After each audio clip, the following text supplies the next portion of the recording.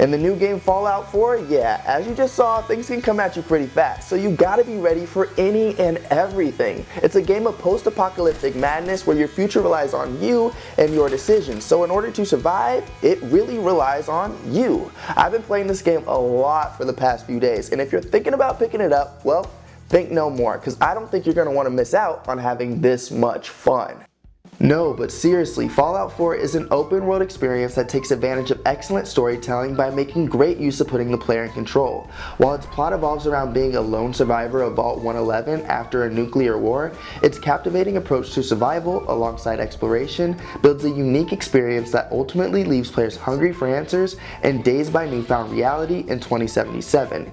Each quest strings new ties to those you come across, creates opportunities to improve yourself, and more chances to use really sweet weapons and, well, make stuff go boom. And while in the wastelands of Fallout 4, you never know what to expect. And it's that same spark of curiosity that left me sitting with the controller in my hand for hours. I mean a whole lot of them. And though my Pip-Boy took some getting used to at first, in no time managing weapons, quests, and checking maps was like second nature.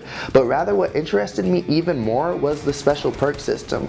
While leveling up in Fallout 4 seems to be faster, that means critical decisions based upon how you like to adjust your playstyle come quicker. See, each time you level up, you earn a perk. And depending on what section you decide to use it in, whether strength or intelligence or one of the others, will, believe it or not, affect if you're the strongest out there or as dumb as those ugly looking creatures you come across. And with over 70 perks and up to 275 ranks that are able to be leveled up within each, these are pretty important decisions, so I'd say you should choose wisely.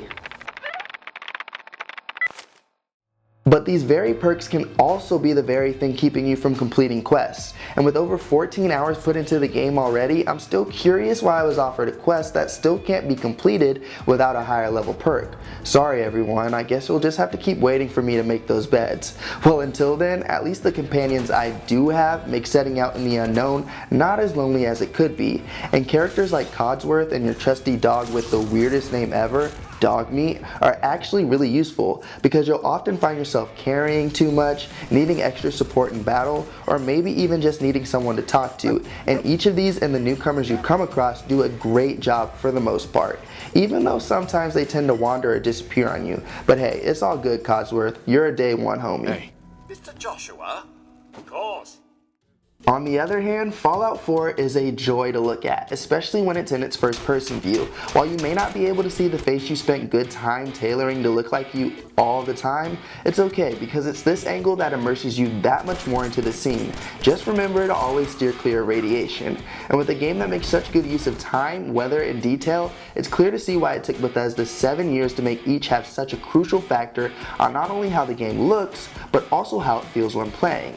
It could be storming one night and clear the next. You never know what will happen with the weather or really anything else. There was literally a time when I came across a group of people in one spot, died, and came back there, and there were animals the next.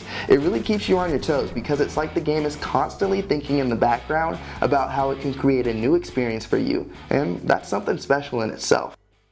But while it can be fun looking for something more in the game, like new land to discover or characters to meet, it's not uncommon to feel like you want a bit more while playing. And specifically now, I mean with weapons. It is a game that takes a lot of time to build things up, and I've started to modify my armor, but I can't help but feel like even with the lengthy start I've made, I should at least have acquired enough to use my heavy armor suit for longer lengths, and enough to build more valuable weapons since I'm grabbing every scrap along the way.